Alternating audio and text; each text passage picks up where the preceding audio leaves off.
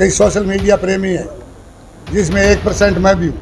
1% अलग अलग अलंकारों से मुझे नवाजा जा रहा है, मैं धन्यवाद करता हूँ उनका, लेकिन कम से कम मुझे मेरी गलती तो कोई बताए। और ऐसे हालात में अगर अनिल जी शर्मा को चुनाव लड़ाया जाता है तो निश्चित रूप से लॉस होगा। हमने ये लिखा है उसमें। ऐसे 10 कार्यकर्ता है जो आज वहाँ से जगह छोड़ने को मजबूर है। ये मुझे नहीं देखना है, मेरे विधायक छोटे भाई हैं, मेरी 45 साल की उनके साथ दोस्ती है। मैं उनको ये आगाह करना चाह रहा हूँ कि उनको समय रहते इसका ध्यान करना चाहिए।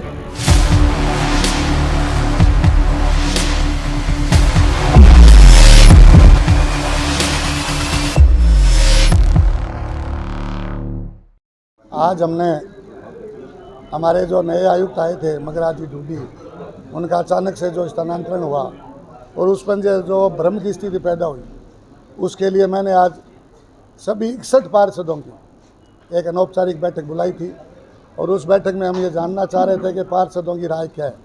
जो अधिकारी ने 27 दिन तक काम किए हैं उन अधिकारी के बारे में राय क्या है। पिछले अधिकारी की राय आपने सुनी देखी और उसमें शहर का विकास रुका। तो मैंने मीटिंग इसलिए बुलाई थी कि एक हर साथी पार्षद की सुनी जाए और पार्षदों की एक राय ली जाए कि अधिकारी अगर सही नहीं है तो जाने दें, और अगर अधिकारी काम कर रहे हैं। हमारे सामने ज्वलंत मुद्दे हैं 3। एक सबसे बड़ा मुद्दा हमारे पास है पट्टे देने का, और वो लक्ष्य हमें हर हालत में पूरा करना है। चुनाव से पहले 30 अक्टूबर तक का टाइम है और उस मुद्दे को हमने पहुँचने के लिए हमें अच्छे अधिकारी की ज़रूरत है। और अभी जो वर्तमान में आयुक्त थे मगराज जी, इन्होंने रात दिन करके प्रतिदिन 70-80-100 फाइलें निपटाने का जो मेरे साथ मिलकर काम किया, वास्तव में काबिल तारीफ था। और आज हमने 33 के 33 हमारे कांग्रेस के पार्षद आए हैं, बीजेपी वाले नहीं आए। उन पार्षद भाइयों को भी मैं कहना चाहूँगा कि पट्टा वितरण और शहर के विकास में उनको भी सहयोग करना चाहिए और इस मीटिंग में आना चाहिए था। अब रही बात इसमें, इसके अलावा 3 गिनानियों का मुद्दा भी उठा है। एक वार्ड नंबर 36 में एक पानी का बड़ा मुद्दा है जो बार बार मीडिया में भी आपके द्वारा उठाया गया, और उसके लिए मैंने 5 पार्षदों की एक कमेटी भी बनाई थी, जिसमें उपाध्यक्ष महोदय को उसका अध्यक्ष बनाया। उस कमेटी ने अपना निर्णय देना था कि उस पानी की निकासी कहाँ की जाए।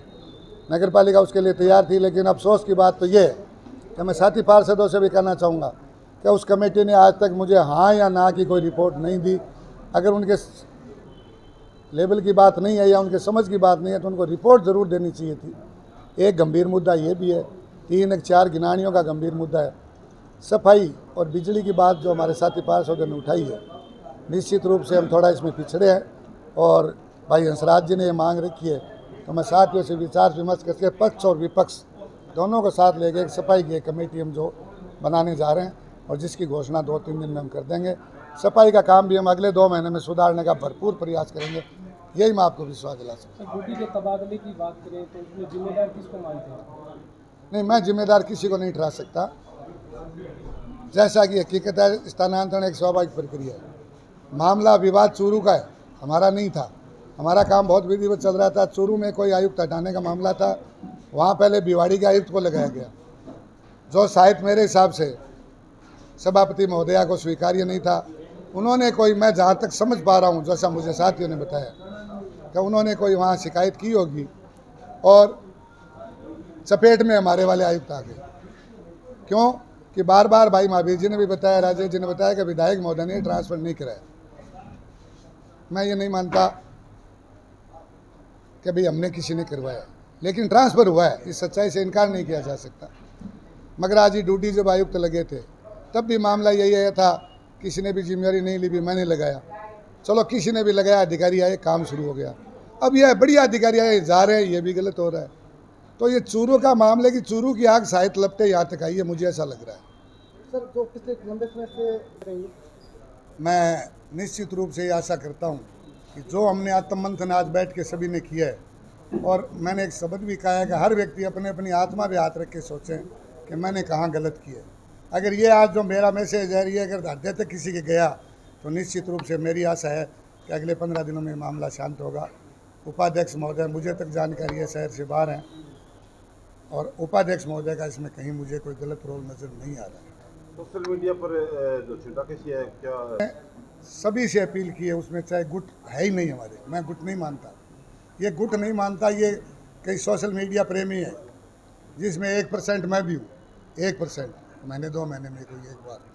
तो मैं अपने आप पे कंट्रोल करूँगा और सभी से मैंने हाथ जोड़ के अपील की है, कम से कम सोशल मीडिया पे कमेंट या फिर पोस्ट डालने से बचें। तभी सर आपके पार्षदों ने आज आप पर विकास कार्यों में नहीं, कार्यों में भेदभाव का आरोप लगाना एक अलग बात है। भेदभाव किया नहीं गया। कई जगह मैंने आपको बताया कि पार्षद की निष्क्रियता होती है, कई जगह और कई कारण हो सकते हैं। मैंने समान रूप से 55 के 55 वार्डों में जोन में 25-25 लाख रुपए दिए। अब कहाँ खर्च हुए कहाँ नहीं खर्च हुए ये एक जांच का विषय है, और क्यों नहीं हुए ये भी एक जांच कर देखेंगे। और जो भी भाई वंचित रहें, जैसा भाई राजेश ने कहा है कि अगले 4 महीने में उनको ज़्यादा देने की कोशिश करेंगे। उनके वार्डों का स्वयं मैं मौका मुआयना करूँगा, जहाँ उनके वार्डों में काम किया सकता है। भाई शमसुद्दीन जी खोकर और भाई लाल बहादुर जी सेवदा, दो का जो मामला है, इन दोनों के वार्डों का मैं स्वयं निरीक्षण करूँगा और जो जो काम वहाँ होंगे निश्चित रूप से उन कामों को मैं कराने का पूरा प्रयास करूँगा। आपकी तरफ से जो तनातनी चल रही है उसकी भरपाई करने के लिए पूरी तरह से आप तैयार? देखिए, न तो मेरी तरफ से कोई तनातनी थी, न मेरी तरफ से कोई तनातनी है। ये माहौल क्यों बना, किस प्रकार बना, मैं खुद जब मेरी गलती ढूंढ रहा हूँ, मैंने आपको कहा है कि मेरे से भूल कहाँ हुई, ऐसी क्या भूल हुई जो मुझे ये सज़ा मिली। मैं ये जान रहा हूँ कि जो चेयरमैन 7 फरवरी 2021 से लेके और उपचुनाव के रिजल्ट तक एकदम सही था, पूरी जनता में वाई उसकी हो रही थी। शहर के काम जो आज तक ऐतिहासिक काम किसी ने हाथ में नहीं लिए, कच्चा स्टैंड हो, करवा पार्क हो, बीकानेर बस स्टैंड हो, मेरे साथियों से मिलकर मैंने काम किए हैं। हॉस्पिटल के आगे की व्यवस्था आप देखिए, नेहरू पार्क देखिए। लेकिन अचानक ऐसा क्या हुआ, कहाँ गलती हुई, जब खुद भी मुझे गलती नहीं मिल पा रही है, तो मैं तो मेरे साथियों से निवेदन करता हूँ मुझे मेरी गलती बताएं ताकि मैं उनको सुधार सकूँ। बिल्कुल जनता पे छोड़ता हूँ, लेकिन इस फुटबॉल का नतीजा सरदार शहर की आम जनता भुगत रही है, ये कतई गलत मानता हूँ। मैं इसको तुरंत प्रभाव से विधायक महोदय को इसका संज्ञान लेना चाहिए और सबको तलब करके जहाँ जहाँ जिसकी गलती है विधायक महोदय को उनको टोकना चाहिए, सुधारना चाहिए। कुशल नेतृत्व का परिचय देते हुए विधायक महोदय की एक जिम्मेदारी बनती है कि इस मामले को तुरंत सुलझाए। ऐसा कोई मामला ध्यान में नहीं आया। मैं आज की तारीख में जहाँ बैठा हूँ कांग्रेस पार्टी की देन हूँ। मुझे अनिल शर्मा जी ने सभापति बनाया, माननीय पंडित जी भंवरलाल जी शर्मा ने मुझ में विश्वास व्यक्त किया। आज तक मैं जहाँ बैठा हूँ मैं मेरी कांग्रेस पार्टी में और कांग्रेस पार्टी में ही रहूँगा। तो कांग्रेस के पास से ही टारगेट करते हैं आपको भाजपा से ज़्यादा? वो जो कर रहे हैं वो जाने, यही तो मैं रिक्वेस्ट कर रहा हूँ कि करने वाले मुझे मेरी गलती तो बताएं। हो सकता है मैं उन गलतियों को सुधार लूँ। वार्ड नंबर 32 का एक चुनाव आया, उसका मैंने सबूत दिया। वहाँ भारतीय जनता पार्टी की सीट जीती हुई थी 200 वोटों से, और विधायक महोदय ने स्पष्ट कर दिया था कि वो उपचुनाव का मामला है, मैं वहाँ नहीं जा पाऊँगा। और नवाब खान जी के साथ मिलकर मदन सिंह जी ने, रमने और मावी जी सब ने 3-4 दिन वहाँ मेहनत करके वहाँ जीत दिलाई है। इससे बढ़िया पार्टी का वफादार होने की सबूत नहीं है। मेरे पिता मोहनलाल जी चौधरी, जब से उन्होंने मोहनलाल जी शर्मा का स्वर्गवासा सप्ताह लेके भंवरलाल जी शर्मा को पकड़ा और मरते दम तक उनके मुंह में भंवरलाल शर्मा का नाम था।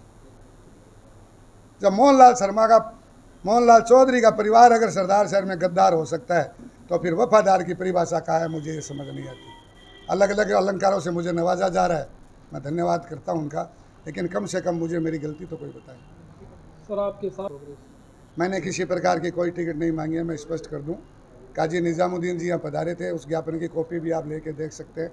हमने उस ज्ञापन में जितने भी असंतुष्ट साथी थे साथ मिलके, और हमने ये एक मांग की थी पार्टी से कि सरदार शहर में सब कुछ सही नहीं चल रहा है, हाई कमान को इसमें इंटरफेयर करके इसको डैमेज कंट्रोल करना चाहिए। और ऐसे हालात में अगर अनिल जी शर्मा को चुनाव लड़ाया जाता है तो निश्चित रूप से लॉस होगा, हमने ये लिखा है उसमें। और इसके अलावा नया मैंने कोई टिकट की मांग की, अगर मेरे साथ गए किसी साथी ने कर दी तो वो कर दी होगी, उसका मैं क्या कर सकता हूँ। विधायक पर कार्यकर्ताओं की अनदेखी का आरोप लगाया गया है। निश्चित ऐसे 10 कार्यकर्ता है जो आज वहाँ से जगह छोड़ने को मजबूर हुए। ये मुझे नहीं देखना है, मेरे विधायक छोटे भाई हैं, मेरी 45 साल की उनके साथ दोस्ती है। मैं उनको ये आगाह करना चाह रहा हूँ कि उनको समय रहते इसका ध्यान करना चाहिए। हमें आगे बहुत उनका कैरियर है लंबा, भगवान करे वो मुख्यमंत्री बने, लेकिन जो हालात बन रहे हैं उस हालातों को डैमेज कंट्रोल करना ही होगा, और नहीं करे तो उसका खामियाजा भी भुगतने को हमको तैयार रहना पड़ेगा। धन्यवाद।